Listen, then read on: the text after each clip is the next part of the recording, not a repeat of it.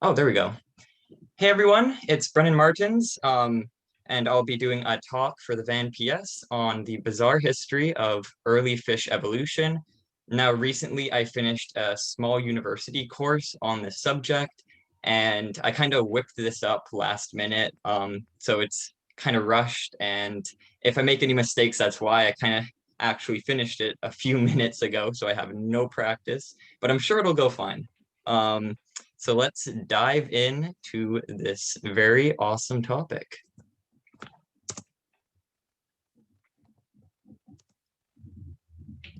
Okay, so we'll be doing a chronological journey through all the different cool fishes that I've picked out from the majority of them. And we'll be going through the Cambrian, Ordovician, Silurian, and Devonian. I'm sure you guys know what those are, but for those who do not or may not, those are geological periods in time. And the Cambrian is kind of the origin of chordates, which lead into vertebrates, animals with backbones, so our early ancestors. And we'll be talking a little bit about those, and then moving on through different traits and different functions of fins and spines and jaws and all sorts of very cool adaptations that fish gained, and eventually what would lead into our evolution of limbs, jaws, etc. Okay, so we'll start in the Cambrian. It's personally one of my favorite time periods as it's full of diverse and very unique and bizarre animals. So this is the beginning of complex organisms before there wasn't any predation. So during the Cambrian period, a lot of creatures developed weapons and jaws. Well, not technically jaws. There's no jawed fish, but kind of claspers and hard body parts to protect themselves from other animals or to help them hunt down prey. Um, this is also, like I said, the origin of the phylum Chordata, which is animals with a nerve cord going down their back. A major site here in Canada, or BC rather, is the Burgess Shale, which contains fossils of this time with very, very exquisitely preserved organisms, especially soft-bodied organisms, which rarely preserve in the fossil record as they're very delicate bacteria and predators can eat them away, or they can just be destroyed by the very harsh processes that create fossils. Um, so here I've got an image. In this presentation, I won't be using any images from online. So a lot of the images I've taken myself or I've gotten from friends who have generously lent me some for the presentation. As this is being posted on YouTube, I'm just avoiding copyright stuff. So we're starting off with chordata. So like I said, these are animals with a notochord running down their back. They've got bilateral symmetry. So these animals look the same on both sides of their body. If you split them down the middle, they've got cephalization, which is the formation of a head region. They also contain pharyngeal slits. These are basically the gills, the openings that go into the body where they can pump water and get oxygen from. They have a post-anal tail, so tails that extend past their anal region, which eventually will be used to swim or propel their body through the water. They're cartilaginous, so they have a kind of structure similar to sharks. They're very flexible. And to move, these organisms flex their body monomers. These are the segments of their bodies against the notochord. So you can see I've got a little family tree going up here with one of the more primitive chordates, Picaya, which we see in the Burgess Shale, and then Hykuwikis and Metasprigana, which are also early chordates, and then leading up into vertebrata, which are animals with backbones. So inevitably, the notochord becomes surrounded in the bone. So starting off with Picaya, one of my favorite Cambrian animals. This guy is like I said, an early chordate, and it lived in the mid-Cambrian and is found at the Burgess Shale. So it lived about 509 to 501 million years ago, and it's at the moment unclear its phylogenetic position, so we don't really know what this guy relates to or falls under. So you can see I've got a fossil here. I believe this is a cast that they had at the Burgess Shale. So I did the hike a few years ago now, and they had a little cast for us to take a look at there. And we also have here a artist rendition by a friend of mine, the Fossil Scout on Instagram, with this animal containing its tentacles, these kind of little bristles that you can see on modern day hagfish that might have acted similar as grabbing food particles. So it's a very neat concept art right there. The next creature we'll be looking at is Metasprigana, quite a handful for a name. This one was also found at the Burgess Shale, also lived in the mid-Cambrian. And you can see it has distinct eyes at the head region. So they're kind of like sticking out on this kind of goggle-like structure. And it also has these little pharyngeal slits down the side of its body. And then this guy is also from the Cambrian, but it actually evolved a lot earlier. It's called Hykuwikis. And oh, it should not say Burgess Shale. That is an error. This guy is not from the Burgess Shale. It's from China, I believe. And you can see it's got clear cephalization, a head region, and then eyes and very prominent gills as well. So next we'll be moving into the Ordovician. And this is a time period when fish developed more unique adaptations like body armor out of dermal bone. So these animals were a lot heavier.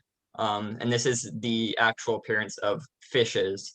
Now, what's a cool way to look at these animals is there's two terms. There's fish and there's fishes. So fish is a term you use when you're grouping a bunch of the same animal. So like if you had a bucket of cod, that'd be called fish.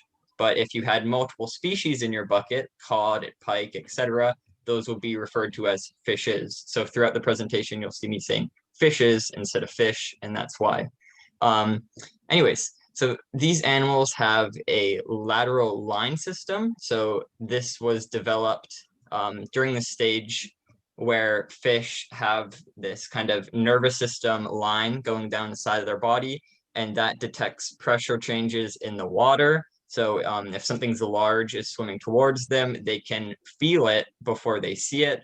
That's why it's so hard to catch fish with their bare hands. They sense their hand before they even see it or it gets to them. We also see fins become more diverse during the Ordovician. And you can see an image to the side donated by Jaden Hammer off Instagram. This is from the Royal Tyrrell Museum, and it has some different species from the Ordovician, and I think some from the Silurian as well. Some other important adaptations that fish evolved during this time are a pineal organ. So this is a very photosensitive dot on the top of the head, kind of acts like a third eyeball. And this actually detects light changes above the animal. So say if a large predator was swimming above it, it would be able to see or sense the shadow and use that to get a quicker, getaway. And another adaptation we have is caudal fins. You can see there's two main types in these fish. There's heterocircle and hypocircle. And hypocircle is a tail that propels the animal forwards and up. It's this bottom one here, where the notochord extends down into the lower lobe, the black section. And then the heterocircle tail on the top, the notochord is actually above the bottom lobe, and it has a larger upper lobe, basically. And they basically, I said basically 3 times now, are used to propel heavy animals or top-heavy animals like these armored fish forward without having the use of other fins helping to steer up and down. So the main groups we'll be taking a look at are pterospidomorphi, and these guys are armored jawless fish.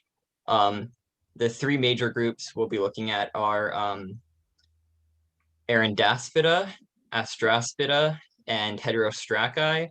I've selected 3 really cool species from each group, and they're personally some of my favorite types of fish because of the way their faces look. They've got very iconic eye and mouth placement. So these fish have very interesting gill openings along the side of their bodies. Caudal fins are present in various different forms. And these were the first fish to swim with their tails, unlike the ones we looked at earlier, where they would flex their body monomers. These ones actually use their tail to swim and not just their whole body. And they've got a fusiform shape, so they're aerodynamic, kind of like a teardrop, helps them glide through the water easier. So we'll start off with Sacabimbaspis. It's quite the mouthful, but once you get used to saying its name, it's quite fun. Sacabimbaspis. So this guy lived during the Ordovician, about 485 to 445 million years ago. And it can be found in Bolivia, Argentina, Australia. And it's one of the best known Arandaspids because it's quite common. It has about 20 gill openings along the side of its body, located in between these two armor platings. And this dorsal bone is quite heavy, so this animal kind of sinks down and it uses its caudal fin to propel itself up and forwards. Next fish we'll be looking at is Astraspis, kind of a jolly looking little fellow with a constant smile on his face. This guy lived during the mid-Ordovician, around 450 to 467 million years ago, and it's common throughout Western North America. It's in the clade Astraspida, which got its name from this little fellow, and he has 10 gill openings along the side of this kind of large dormal plate that its head is located on. And you can see it's got a lot of scales running down the rest of its body for protection. Lastly, we'll be looking at Athenagus, and this guy lived actually during the early Silurian, so that's about 444 to 439 million years ago. And it's found in Northwest Territories here in Canada. It's a part of the clade Heterostraci, and you can see it's got two dormal bones making up its head shields, and that's actually where it gets its name, Athenagus. Something to do with shields in Greek mythology, I think. And this illusion of a mouth, it doesn't actually have jaws. It just swims forward and food goes into its mouth, small food particles and whatnot. But it kind of resembles a beak in a way. So next we'll be looking at the Silurian period. So we'll see more diversity in fin use. Fish begin competition with arthropods and cephalopods. You see large scorpions and really big nautiloids appear during this time. And we actually begin to see fish evolve jaws, which possibly formed from gill arches, the structures holding up the pharyngeal slits. And we see gnathostorms appear, which are jawed fish. So the first fish of this time we'll be looking at is Furcicauda. So this guy lived during the Silurian to early Devonian. It's found in the Northwest Territories of Canada. It's a thelodont, and it's flattened laterally. So basically this fish is very tall and very flat laterally. It has dorsal and pectoral fins. You can see a little fin coming off the side, and it has gill openings kind of behind the eyeball in a very interesting form. Next, we'll be looking at a different form of thelodonts. These guys are depressed thelodonts, not because they're sad, but because they are flattened dorsal ventrally, like they've been stepped on. The main thing with thelodonts are their bodies are covered in tooth-like scales that are hollow, and that's where the name thelodont came from. This guy is also found in Northwest Territories of Canada and lived during the same time. Another cool fish from the Northwest Territories is Super Ciliaspis. So this guy's related to the more famous Cephalaspis. So you can see it's got a very interesting dormal bone plating on its head. This is made out of very small tesserae. They're small pieces of bone that interlock together to form the armor. This guy is an osteostrachan, which is a sister group to jawed vertebrates, which we'll be looking at soon. And underneath that large head plate is a mouth and gills. So it kind of filter feeds or sucks food off the bottom of the seabeds, or I guess, yeah, seabeds and riverbeds, as well as this guy kind of frequented brackish waters. And this fish also has a pineal organ. You can see that little dot between the eyes.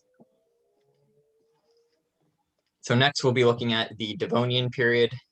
This is when fish developed jaws, teeth, and there was more competition between fish. That's why you'd see a more increase in body armor use and structure. We'll see a diversification of different fins and very specialized predation tactics. This is another photo by my friend on Instagram, Jaden Hammer, showing a display at the Royal Tyrrell Museum with a early shark and all sorts of coral and crinoids and whatnot. So you can see during the Devonian period, the waters were quite warm and reefs were plentiful. So during this time, we'd see an appearance of 4 major divisions, 2 of which are extinct and 2 of which are extant, meaning they're still around today. The 2 extinct groupings we'll see are the placoderms, which are armored fish, like the famous Dunkleosteos, and another extinct one would be the acanthodians, which are referred to as spiny sharks, as they're kind of fall more closer to chondrichthyes, which chondrichthyes contain cartilaginous fish, such as sharks and rays, and then osteichthyans contain the lobe-finned and ray-finned fishes, which eventually you'd see lobe-finned fishes evolve into tetrapods, leading to dogs, cats, and us. And these guys are all part of the crown group Gnathostomes, or jawed vertebrates. So like I said, a more famous representation of placoderms is Dunkleosteos. This guy lived during the late Devonian, around 358 to 382 million years ago, and it had a very heavily armored head, which you can see in this picture here that I got from the Royal Tyrrell Museum. And the teeth, it doesn't actually have teeth. It has these bone plates that are actually self-sharpening. So every time it opens and closes its mouth, the top and bottom grind on each other, creating these very sharp ridges. And on the top of the head here, you can see there's a gap. This is the nuchal gap. I think that's how it's pronounced. And this actually allows Dunkleosteos to lift its head up to open its mouth. So you can see this plate here would hinge upwards, creating a very large gape so it could eat other armored fish. This is part of the Arthrodira, which means armored neck.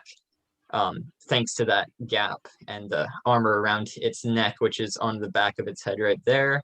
And Dunkleosteos was common in North America. It's also been found in Poland, Belgium, and also Morocco. So this was one of the first super predators. It reached lengths of 20 feet. And as you can see in this image here by a friend of mine, Tom's Toy Photography on Instagram, this animal would have probably hunted in murkier water, as it was a slower fish thanks to the large armored head, and possibly would have swam closer to the bottom of the ocean.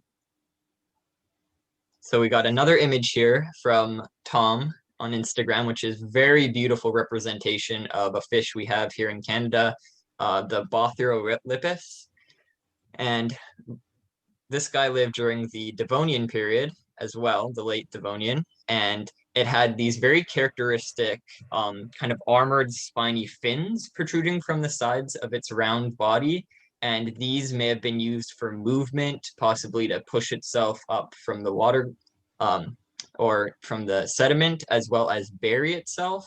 They could have been used as defense or some sort of mating claspers, which they do actually have on the back of their body as well. Claspers are found on sharks.